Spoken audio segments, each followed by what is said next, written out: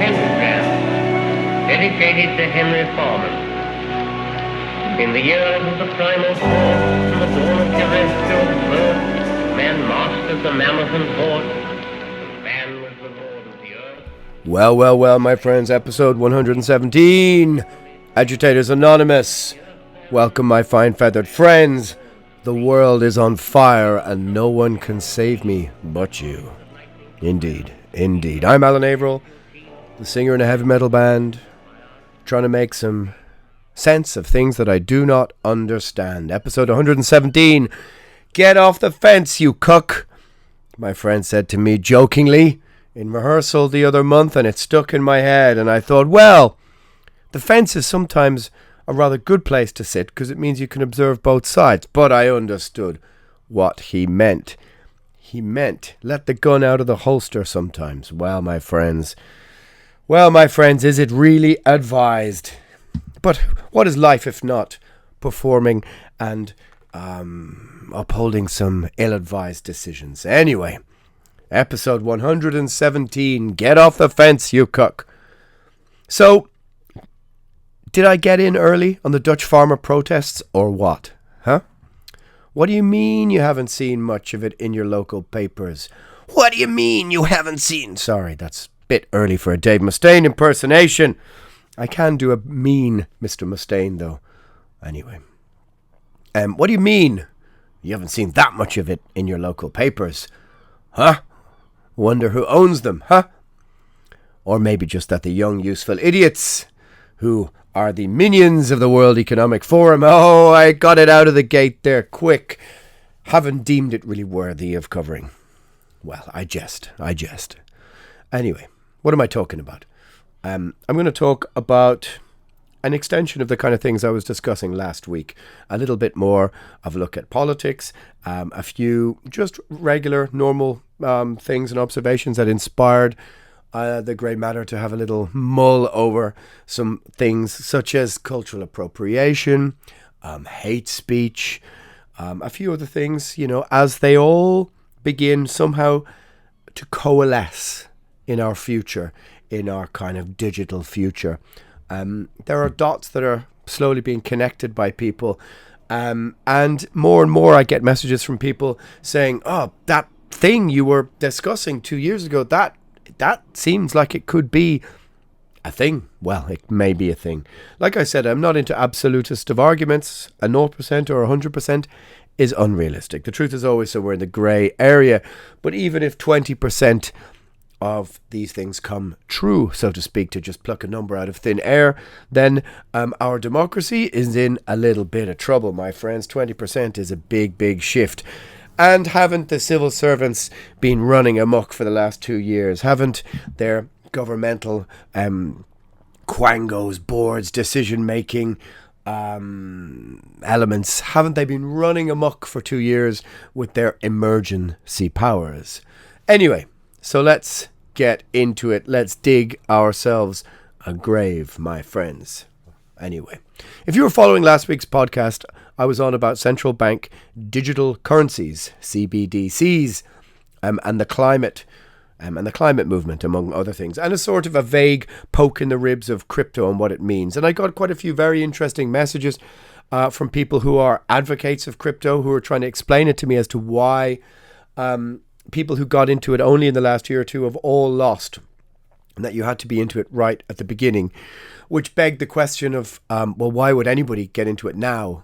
Or does it just move in? Someone tried to explain to me it moves in 4-year cycles, which I, again, found confusing. So it sort of comes and moves with every president of the United States. Does it or doesn't it? I don't know. It's complicated. I might try and get somebody on to the podcast to do a video cast and try and sort of explain it to me. Like I said, I began with the crypto conversation by watching a cartoon that was basically made for kids that was trying to explain it to them, and that was a sort of good place to start, and then I built on that. So I do get some of it, but my question to many of those people was, how does this affect the day-to-day for your average person? The question was, can I buy a loaf of bread in my city with crypto? That was a simple question. If not, explain to me why not. If yes, then where? And if not, Could I? Because when we consider things like the food complications that might be coming our way, this might be the most practical application of crypto for your average person. I think what one of the problems is trying to disentangle, or how shall we say, unplug people who are very much in the know technologically, to kind of bring them down to the level that's required for explaining this to your layman, to your average person, to your average dummy in the street. And certainly I am the average dummy in the street when it comes to these things. This is a man who had to be explained what the difference between a meme and a GIF was literally up until about 2 years ago. I also didn't realize that emo was short for emotional. So, I mean, what are you going to do? But the truth is in the grey area. It ain't the sexiest area, and it ain't good for a protest sign. But what can you do? The kind of sign might say, some of this is true, like quite a bit, but not all. But you should be aware of it and ask some questions. But we aren't totally doomed. It's sort of hard to get all of that onto a sign. Or maybe just careful now, down with that sort of thing. That would be good enough, I suppose. Anyway, just watch this space. Because if you hear of the assets and bank accounts being frozen of people protesting, a la Canada, if this starts happening, then you may all worry a little bit more than the careful now sign suggests. As farmers versus the states that they live in, or in brackets, the World Economic Forum, in brackets, the Green Agenda 2030, or whatever you want to call it, that battle, I feel, is coming to a city near you over the coming years as Europe pushes for 0% emissions and pushes hard against various elements of society, which include, in Ireland, of course, our dairy sector, our farming sector, which has also always traditionally been very powerful. But watch out as I think the Dutch farming escapade adventure that pitches up in your city. Like I said, watch this space, and watch this space, how your government frames them and how your government treats them. Now, of course, as I keep stating, because people get so emotionally reactive to this, there is, of course, a climate discussion to be had. But overly, or more and more, this doesn't seem much like a discussion anymore. As with many of the things we're told to comply with over the last 5 or 10 years, it isn't really a discussion or a debate. And as I said last week, messing with the food chain doesn't always have great results. Despite the fact that in reality, this discussion, as regards with climate, needs to be had in China. We need to be in Europe being told what the discussion debate is, as we send our best and brightest over to deal with the CCP and their billions of people and how their industrial economy is polluting the atmosphere, etc., etc. Like I stated before, Holland, really tiny Holland, a quarter the size of Ireland with about 12, 13 million people, but a quarter the size of Ireland. Okay, it has the second biggest dairy exports in the world, apparently, which I did not know. But it's a tiny place. What are its nitrogen emissions compared to India, for example? These are the questions that need to be asked. Industrial questions about the developing world. What you do in relation to these things in your suburban existence in the West is not really going to make a dent in this, so to speak. That is not to say, of course, we should not do our best as regards all of this discussion, but there is a discussion and a debate to be had. And really this sort of inward-looking, rather insular agenda that seems to be being forced upon the West needs to be disentangled, or at least be observed from another angle. And that angle is looking behind the curtain and going, so to what authoritarian ends are you using this for? My friends, anyway. Tiny little Holland. It's really as if the civil service and the governments, they have kind of no comprehension of the working class anymore, the things that they do, the things that they have to do to put food on the table, but not only at the tables of these working class people, but all tables everywhere. Like I said, if there's no food on the shelves for 3 or 4 days, then even the pajama party might come out from behind their screens and go, hey, that Uber Eats I ordered said, well, we don't have any whatever it is that you love, whatever mulch, whatever high porridge that, kind of high carbon not high carbon, high energy porridge that you order, whatever sludge or mush or soma that you order is not available anymore. Or when you pad around to the local shop and go, oh, there ain't very much on the shelves. Yeah, well, that's where it affects you a little bit more difficultly. Come on, April. Come on. Anyway, it's as if they do not realize that kind of, sticking, as I said, jamming a stick into the spokes of the food table or the food production process isn't going to or might not have disastrous consequences. Let them eat cake, my friends. Let them eat cake. Actually, apparently that's a mistranslation. Mrs. Antoinette said, let them eat biscuit, which was a kind of not a sweet biscuit, so to say. But anyway, isn't it strange how many monarchies and revolutionaries end up as biscuits, Bourbons, Garibaldis? I robbed that from the young ones about 40 years ago. Anyway, watch this space and watch does the farmers' protest start to spread to other countries. It's also, for the record, not to be too westernized about it. It's all kicking off in Sri Lanka. Go and have a look about that. And then have a look at who's bought up and who owns most of the farmland in Sri Lanka.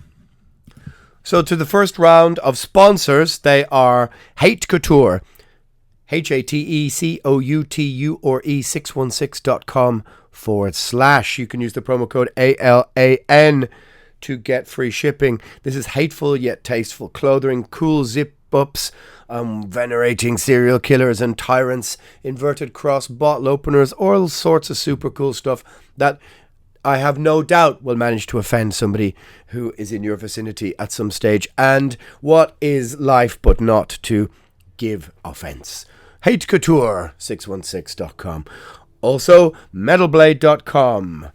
You really do need those Cannibal Corpse back vinyl issues, don't you? In fact, I saw a secondhand Butchered at Birth today and it reminded me that my name is in the thanks list. Actually, I'm listed after Jason Newsted. Yes, there you go. Anyway, Butchered at Birth, you surely need that on vinyl. If you're in North America or Canada, go to metalblade.com, put in the promo code ALAN, and you can get 10% off that back order of Cannibal Corpse vinyls. You know you need to do it. So, we have a new hate speech proposal arriving in Ireland. As usual, promoted by I'll give them the benefit of the doubt and say well-meaning. But then again, we know many authoritarian ideas were served by well-meaning foot soldiers. But, maybe I'm giving them too much credit. Yeah, willing ideological foot soldiers marching towards our authoritarian future. Oh, come on, Alan. Well, of course, the implications for free speech are what should be the main thrust of the debate, and aren't really given their side of the story in our media. This is, being promoted. The Minister for Justice, Helen McEntee, is to bring forward a new hate crime and hate speech bill in the autumn, etc., etc. You can read about it. But what I find really interesting in it is that the lobby groups who were pushing for this, and it doesn't mention who they are, there is a test. The test will remain, it says, quite strict. To be guilty of hate speech, a perpetrator must intend to stir up hatred against a person on the grounds of one of the protected characteristics. Now, you can imagine what the protected characteristics are. I don't need to go through them for you. But what I find really interesting is it states this is stricter than the test sought by some lobby groups during a public consultation on the legislation. I don't remember there being a public consultation on the legislation. I don't remember being invited to any of this. But during the process, some groups argued to criminalize speech which is perceived by a victim as being motivated by hatred, i.e., it's how you interpret what somebody else says. It's not the intent with which somebody says something, but it's how you interpret it. Now, this is an incredible concept, and just let that sink in. That means that you can take pretty much anything anyone says and go, well, I deemed it hate speech. It means you can misunderstand the idea of a joke. You can say, well, I didn't really find it funny. I found it hateful. And a comedian could go, well, that wasn't the intention. It's a joke. And you can go, well, I say it wasn't. Even though you are just, how shall we say, the recipient. You are just, it's up to you to interpret what somebody else meant. So basically you are, these lobby groups were demanding that they own the intent, the concept of intent. They wanted to basically climb inside your little wee skull, have a root around and go, well, actually, you didn't mean what you meant. We decide what you meant. And we, in this case, are going to give all the power to the victim. And I put that in parentheses. I'm making little rabbit ears as I say this, which is incredible. It's absolutely incredible that you could think that this was anything other than one of the most intellectually redundant concepts. Basically, it states that, as I said, that intent, nuance, context doesn't matter. Only the perception. I think about that. Let that sink in for a second. Thankfully, the government kind of went, not sure about that. And so they feared that this would lead to an overly subjective test for hate speech. Yeah, exactly. Of course it would be. It means that you decide, you might decide, I really don't like Jim round the corner who runs his small little radio station, maybe a local radio station, and he had a conservative guest on, for example. I found their religious views to be hateful. I found it. Not placing any emphasis on how it was meant when it was said, or whatever else. And you could just basically use this as a battering ram to just expunge all your grudges, all the people that you would personally would like to get up against the wall and have cancelled. Anyway, thankfully the government kind of went, maybe not. The Department of Justice has previously said that legislation will contain robust safeguards for freedom of expression. Well, such as protections for reasonable and genuine contributions to literary, artistic, political, scientific or academic discourse and fair and accurate reporting. Literary and artistic. So was the intention there because they've mentioned that they were somehow going to go after these lobby groups intended to go after art they deemed hateful. Hey, heavy metal, we got your number. Well, certainly, if this is the 1980s when heavy metal was relevant in any way other than to be a little nostalgic motif in Stranger Things, certainly, or the 1990s, they might have your number. And that's really quite scary when you think about literary books. We're going back to, these lobby groups, if they had their way, banning the Bernard Shaws of this world, or most people don't realise this, but Ireland had a long list of banned books in the 20th century. That's where we want to go to. Remember, my friends, who burnt the books. Indeed. Well, scientific and academic discourse. Well, what does that mean? What was their intention of if you say that people are allowed to have scientific expression? Are we talking, of course, about the modern gender debate and the fact that maybe these lobby groups wanted to shut down STEM? Well, anyway, the Criminal Justice Incitement to Violence or Hatred and Hate Crime Bill is currently at the final drafting stage in the Attorney General's office and is scheduled to be introduced in the autumn when completed. Sources say it will be a priority issue for Mrs. McEntee in the autumn term, and it's hoped it will be on the we hope it's on the statute books by next year. I have an awful lot of things to say about this. And of course, if you've been following the podcast, but there seems to be in all the stories I've read about, there seems to be a little debate or there's not much comment from the opposition to this. This is how all of these debates are framed. Is that anybody who has a question, these kind of debates are framed in such a way. So is there anybody who has a question or anybody who wants to debate it or really, as I said, consider the moral, cultural, social, political implications of exactly what I just said, then you are cowed into submission, because most people are scared and they don't want to appear as an ismist or phobiaist. I'm not going to list them. You know what I'm talking about. And this is how all of these debates are framed. How could you, for example, have questions about climate? Do you want the planet to die? How could you question the efficacy of lockdown? Do you want your grandmother to die? Do you want my grandmother to die? How can you question our fight against all of the isms and ists you can imagine. Surely you aren't against any of those things. Surely you are not a bigot, a fascist, a racist, a bad person. Surely you aren't evil. Remember, I talked before about the binary choices, the emotionally binary choices these debates offer you, framed as a battle between good and evil, when they're clearly not. That's just an intellectual cul-de-sac that means absolutely nothing. But they've been perfectly crafted to manipulate us emotionally and make opposing it or even questioning it kind of impossible for some people because they're so afraid of the pushback. Besides which, who decides what is hate speech? The same political set who, for example, call protesters against everything from vaccine mandates to free speech to whatever as fascists. What could that fundamentally mean? Let's just follow a train of thought. Maybe the farmer protest spreads to Ireland and our Taoiseach, our dear leader, comes out telling the media the protesters are anti-democratic. They're against they're against the climate. Well, let's just say they're against the climate. They don't care about your kids' future. They're horrible climate deniers. That's going to start to be used soon. So then, let's say you disagree with what the Taoiseach says. Maybe your cousin's a farmer from somewhere in the Midlands and you go, I don't really agree with that. And that's not really what they're saying. And so you support the farmers. Maybe you start a Facebook group so you can talk with other people who kind of disagree with the government's line. And maybe that Facebook group gets reported. Is this then hate speech because you are siding with the climate deniers? Is this where it goes?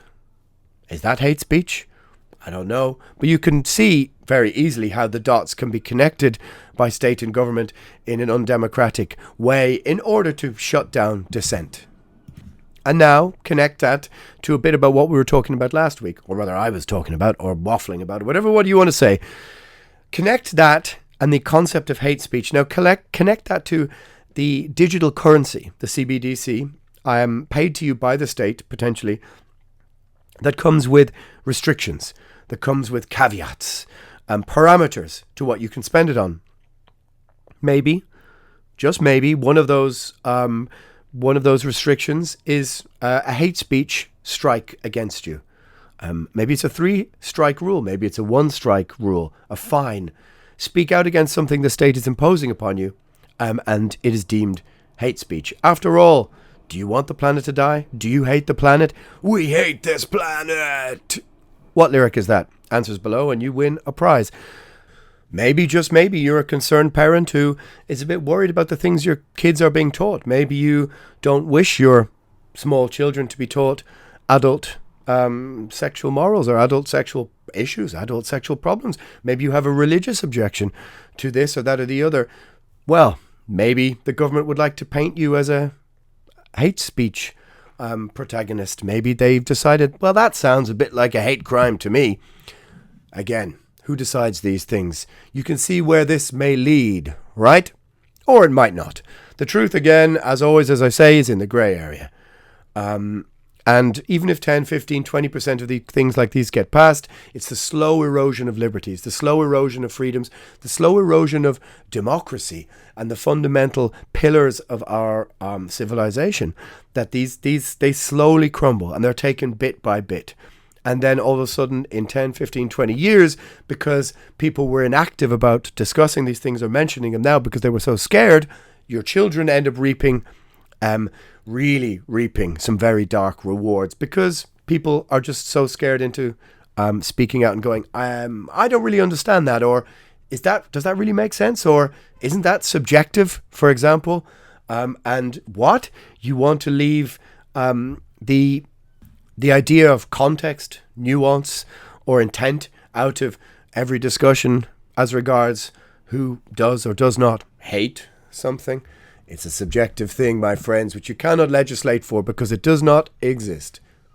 What we're discussing is the legislation of feeling, how you feel about something somebody said.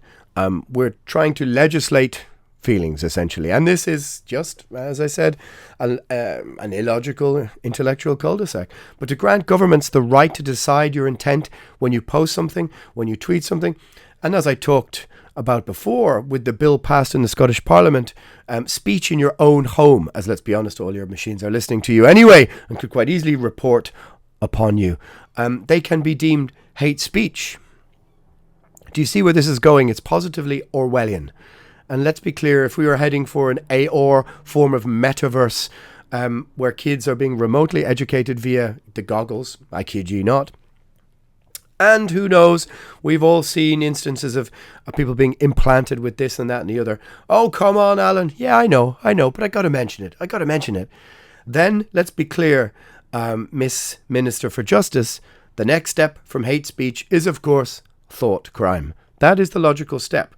So, maybe you might be Miss Minister for Justice, maybe sitting around in 15 or 20 years wondering to herself, what the fuck did I do?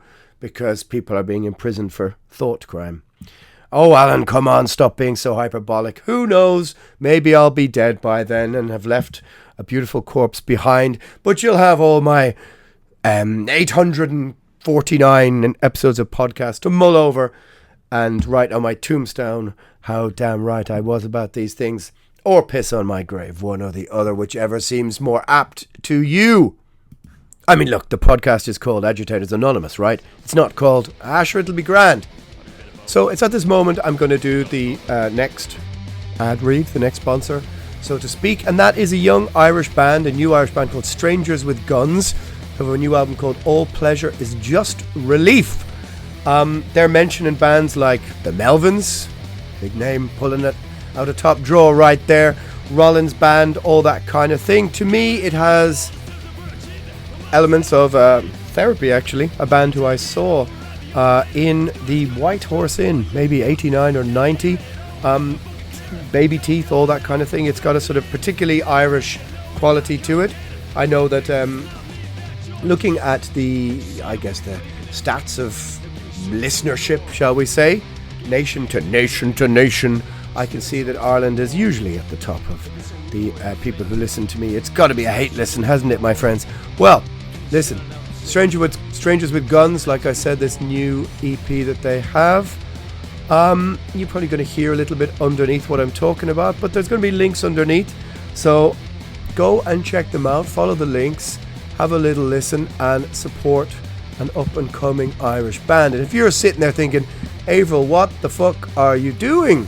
Taking ad reads from bands? Well, of course, needs must when the devil farts in your face. And lately he has been sitting on my face demanding, well, let's not get into that. But if you're also in a band and you're or a label and you're out there thinking, maybe that might be an interesting way to try and promote our release, well, slide into my DMs, because I do have a relatively captive audience of, well, untold minions. And there you go. Their album is out today on Bandcamp. So have a little look. The links underneath, you'll see them beside all the usual links to the sponsors. And if you're on YouTube, then you'll see it in the description. All right, let's get back to the misery. Let's get back to the old man shouts at clouds narrative. But let me be clear. In my opinion, there is no such thing as hate speech. Speech is subjective. There's only speech. And there is speech you disagree with, and there is speech you agree with. And listen, if you disagree with some of the most, foul or, really, really disagreeable speech, well then, as they say, the best disinfectant for, let's call it bad speech, which we find disagreeable with, is sunlight. Is to allow it out into the open air, allow it to be aired and then opposed and debated and shown clearly to be the nonsense that it is. That's how you deal with bad ideas, basically, is to allow them out. And also, there's something there's something else behind all of this that I think really needs to be said, and that is the idea that we need the state to define speech for us and tell us what is and isn't hate speech is a form of intellectual colonialism, in my opinion, and a concept that is born from an intellectual cul-de-sac that wants to perform the most dangerous act of virtuous signaling that there really is. Free speech is the cornerstone of not only democracy, but our civilization. But of course, if you want to dismantle both, then that kind of doesn't matter to you. On the one hand, governments and unelected technocrats across the world, they really enjoyed the moment of granting themselves emergency powers.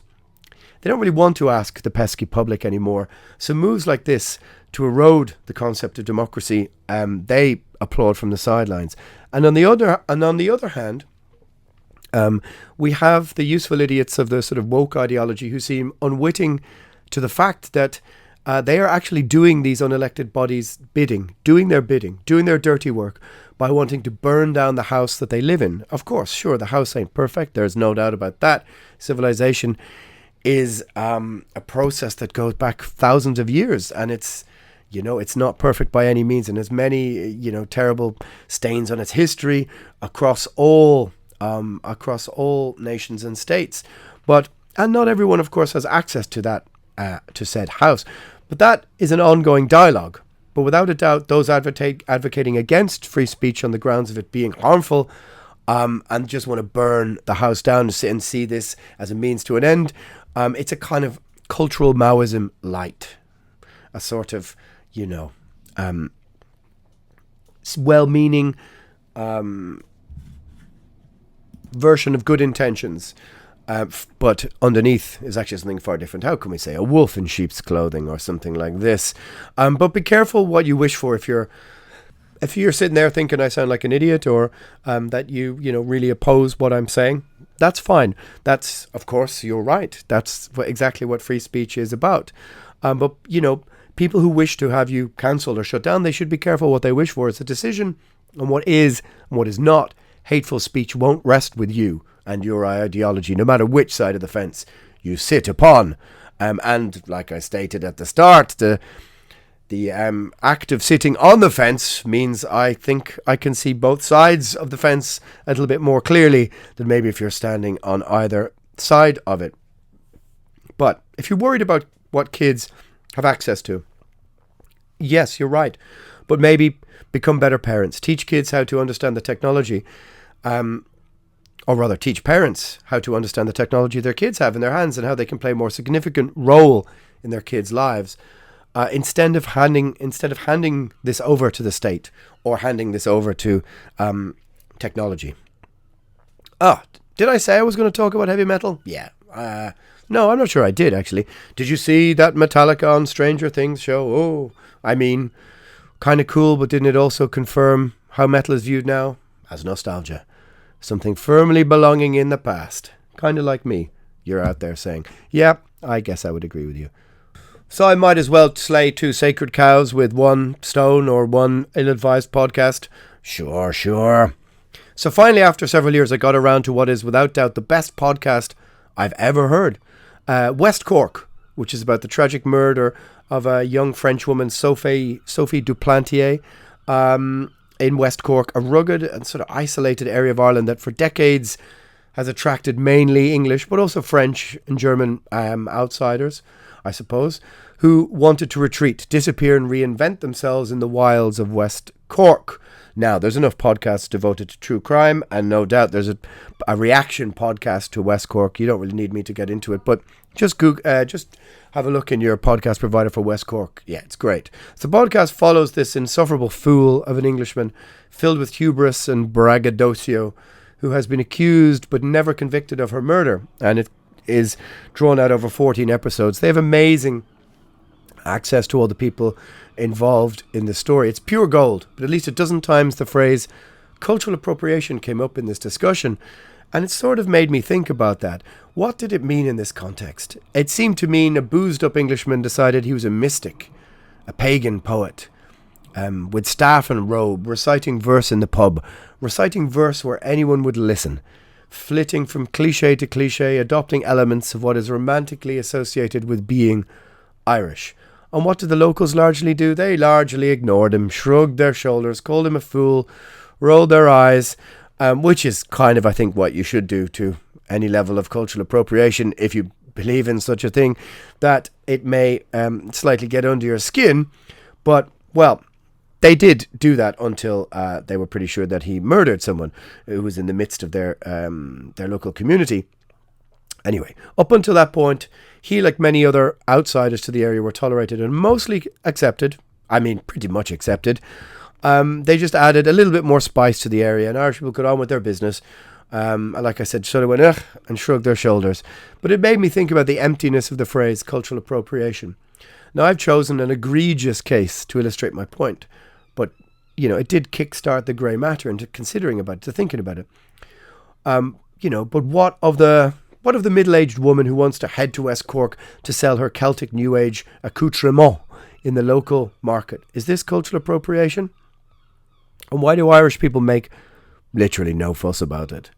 Well, obviously, because I think they have in general better sense, as the concept itself is totally illogical. The idea that different cultures throughout history didn't overlap, trade, take from one place to the other, spices, food, people didn't travel across borders, bring language.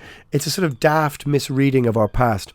But the idea that it should not be allowed now, or should be judged in this way, is again itself, in my opinion, a form of paternalistic intellectual colonialism. And that's what, sort of connects the last two sentiments or concepts. So middle-aged woman in the rainy northeast of the United States can't open a taco truck for fear of the local wokists saying she's culturally appropriating Mexican culture. But did anyone actually ask Mexicans what they felt about this? People eating their food, appreciating their food, putting money into their economy. And if all this is true, if the people who believe in cultural appropriation are right, then can I claim that if you've celebrated St. Patrick's Day even once and you aren't Irish or a direct descendant, that you've culturally appropriated me? Oh, Alan, that's not how it works. It's about punching down culturally. We're talking about historically oppressed cultures, and that's where your argument falls down. Do you need an Irish history lesson? Don't make me go there. As you will be hard pushed to find a nation on earth who historically has experienced more in the way of famine, emigration, hardship, colonialism, empire, civil war, poverty. Need I go on? But explain a bit of Irish history to somebody who, believes in these concepts, and they have literally no leg to stand on, and that's usually because they don't really understand Irish history, and they've decided that all European history, it's all kind of the same thing, isn't it? It's white people stuff. Inherited guilt. Well, this is, of course, in itself, as I said, another intellectual cul-de-sac. And what does that actually mean? It means that you, it means you basically inherit the actions, the deeds or the misdeeds of people you have who are from another time, who you have no connection to other than maybe your ethnicity, but even that's pretty tenuous. I said I might as well try and slay 3 sacred cows all in the one podcast. How does it even make sense? This is, of course, in itself, as I said, another intellectual cul-de-sac. The idea that people who looked vaguely like you, and what they did in the past, that you have somehow some connection to. You're not related to them, but you somehow have to sort of answer for them or be judged for their actions. How does that even make sense intellectually or logically? It doesn't. My grandfather fought the Nazis in World War II, but by this logic, I should be apologizing for the deeds of the people he was fighting, or on the other side of the same logical of their, of the cultural appropriation coin, shouldn't I be running around claiming his experience entirely as my own? It's quite confusing. It's a nonsense, of course. How can we, any person of any background, answer for the deeds of someone from 1800 or 1700 or 1900? Somewhere in all our family trees, no doubt, is a murderer, perhaps a rapist, perhaps many things. The concept of inherited guilt would mean you technically should inherit all of those things, shouldn't you, or should you? That said, in some countries you can inherit your parents' debt, so But what these ideas do is place all European countries, and that's, I think, pretty much the surge of these ideas, their history and your ancestors, if this is where you come from, as a blank slate for someone else to mark upon it and say, well, this is how I feel about whatever interpretation of your history I have or haven't really looked into. Comes back to, again, the lobby groups discussing the hate speech ideas, right? hey, we want to interpret what you meant by something devoid of context or nuance. And this is kind of some part of the same argument for me, in the sense that somebody else wants to go, oh, Irish people, well, whatever your history is, it's kind of unimportant to me. I think you look like Hungarians, who look like Finnish people, who look like whoever else, Austrians. And so therefore, all of your histories and all of your, your historical, cultural differences, are kind of annoying to me. So let's just call them all the same thing. You're all a blank slate upon which I can make my mark on. It states the experience of Finns in 1870 is no different to Italians.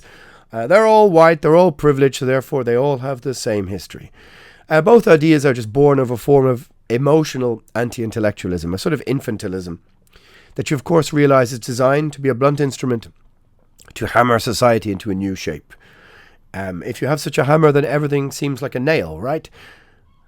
Like I said, let's be clear, I apply this across the board. Saying the experience of a Senegalese history is the same as those from Upper Volta in 1810 is of course incorrect. Upper Volta, what a killer name for a band, a doom sludge band. You can have that, by the way. It doesn't make sense. Korean history is not Japanese. Asian privilege, what does that even mean? The idea that you can reduce any history, any background to some collectivist experience that everyone is just part of and to blame for is not only dangerous, but there's no logic or reason behind it. And that sort of brings me back around to all of the things that I've been talking about today. And when my friend said to me, CUCK, get off the fence.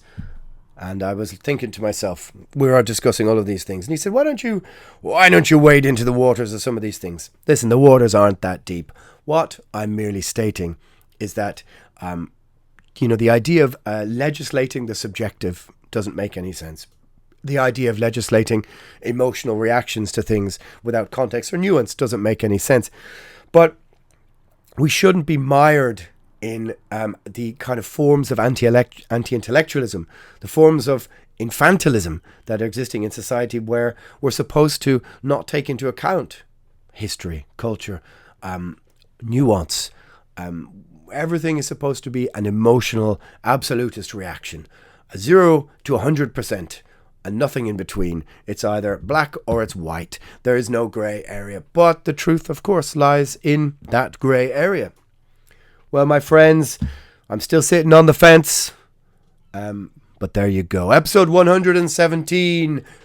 If you've got this far, good for you. If it was a hate listen, good for you. That's what free speech is for, my friends. And this podcast has always been dedicated to the idea that civil liberties and free speech are the most important thing.